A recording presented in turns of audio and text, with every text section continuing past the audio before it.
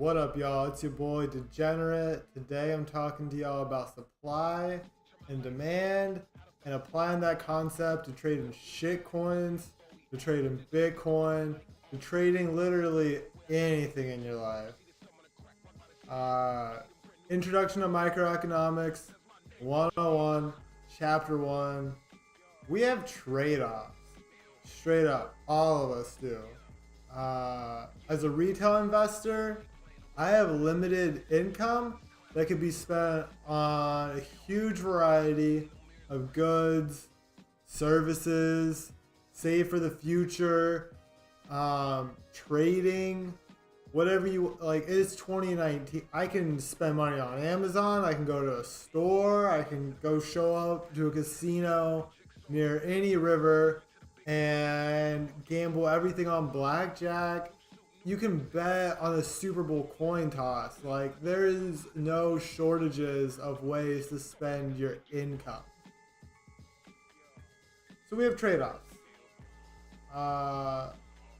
In the theory of the firm, comes with an assumption that firms are going to maximize their profits. Straight up. Firms should always try to maximize your profits, because otherwise you may not be a firm for long. Someone's going to figure out how to supply whatever you're supplying cheaper, and they're just going to do it. So you have, in a market, to supply that at the best price while still maximizing your profit. When you're getting a little bit deeper into supply and demand curves,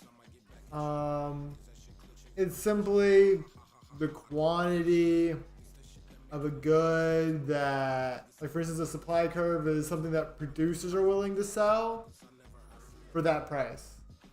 Or a demand curve is the demand that a consumer, like me or you, are willing to buy and the price of that good. In a market with trading, you're acting as a supplier and the consumer. When you buy a product, you're looking to sell it at a later price for a profit.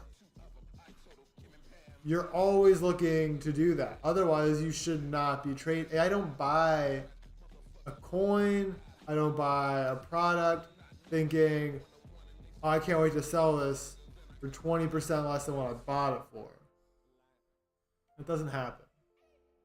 But surplus and shortages of that supply and demand are what cause the price to fluctuate. So taking all of that, blockchain, shitcoins. Blockchains simply, they need miners to secure your network. Bitcoin Cash had a rollback of 2 blocks worth something like 17,000 Bitcoin Cash about a week ago, worth millions. And it's centralized because it was coordinated through 2 mining pools. So if you don't have a lot of computing power, then you don't have a secure blockchain. And at that point, why do you have a blockchain? So every single blockchain needs miners to secure the network. And as a miner, I am a provider. I am a producer. So I'm looking to maximize my profits as a miner. I don't have any allegiance to a specific coin. I'm simply going to mine whatever allows me to maximize my profits. If there's a better price elsewhere, or I see a better opportunity elsewhere, I'll leave. If I have some subsidy from like a network in, say, US dollars, or whatever dollars, whatever currency I'm using to pay my bills, then I could stay outside of the coin reward or the transaction reward that I'm getting paid in that currency. But that's centralization at that point. Like something like Neo, centralization. So these blockchains, they're going to need miners, and that could be you in this situation. If your coin is worth dog shit and you're only giving people 10 of your coins per block, and these miners are making $4 off of it, but their cost is $6, or if it costs us $4 and a penny, that's not profitable for them. Straight up, like, how are they supposed to make a profit? But there's other coins out there that'll give you more of a profit to just go on their network and help it run. And there's programs out there that'll switch between coins based off of what offers the most profit. Given it's based off of, I would assume, today's price. Hopefully it's based off of an average price over the past 14 periods or so. But you don't just mine to lose money. You mine to make money. So when there's a PR article on a coin, like press release, for those of you that aren't familiar with PR, is propaganda that retail investors see. And that creates demand. Because if I have a limited income as a retail investor, and I can spend it on a wide variety of coins, and I see an article that says, buy this coin, this is going to be the next 10x or 50x or 100, whatever the fuck, good PR article here, then I have this recency bias when I go onto an exchange and think, what coin am I going to buy? Oh, Tron is up a lot. I'm going to buy Tron because I just saw a PR article on Tron. I'm simplifying it a lot. But that creates demand. The PR articles are creating demand from retail investors. As an investor, my goal is to maximize my profits, right? So that means I need to sell coins in a higher price than where I bought them at. So if a coin is the lowest price it's been in, let's say,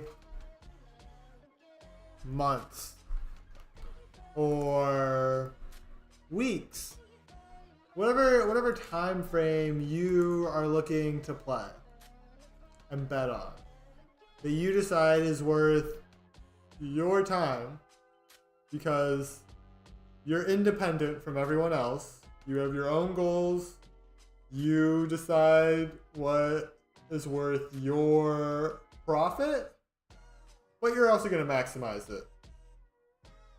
Or you should be always trying to maximize it.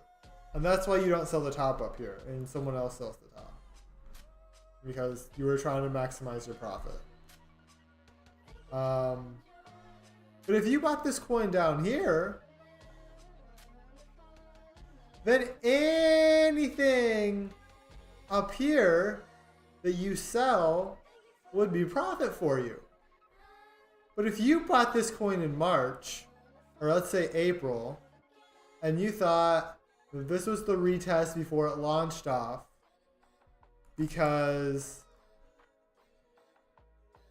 of this, and you didn't set a stop loss, and you just let it drop and drop, and now you're 70% down, this 30% pump from 300 to 400,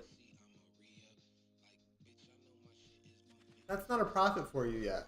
It's a profit for all of these people all of these buyers these past 7-10 days, but it's not a profit for you. And that's why you should always set a stop loss. One, but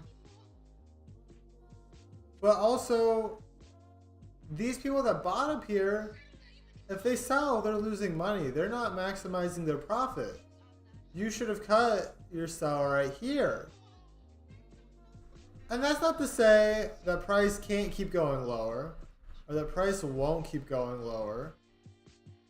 At one point, Tron was down here at 19 Satoshis. So that's a 15x up here. There's people down here that may have never sold. You don't know their situation. So when you enter into a trade, you should identify your situation and supply and demand that.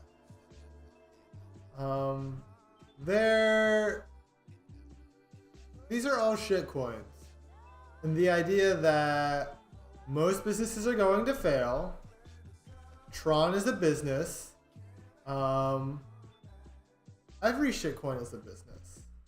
So if you have 4 billion coins, you can drop more and more coins on the market, given you are trying to maximize your profits. So the smart coins will have PR articles and then sell their coins into that for a little bit more money. But they don't have to. They could dump their 4 billion coins on the market over a selected period. And whenever miners decide that it's not worth their profit, they're going to leave. And then you either have a network that is susceptible to hacks, which you don't want your money on a coin that can be taken over like that at all. Looking at Storm, I think this is a great example. You had accumulation here for a while. It could have just been a market maker that they paid to keep it in the 70 to 100 range. But then it broke. And this shit is now half that price, a third of that price even. And sure, if you buy right here, the only people that can dump their bags on you and make a profit at the moment are these people. But these people still may be holding on to their bags, but I wouldn't expect them to dump it until it returned up here. So knowing now what you do about supply and demand, and assuming that everyone is trying to maximize their profit,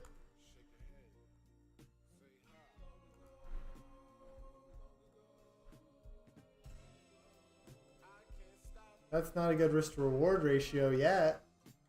Make it a little bit tighter. You could buy a little bit lower.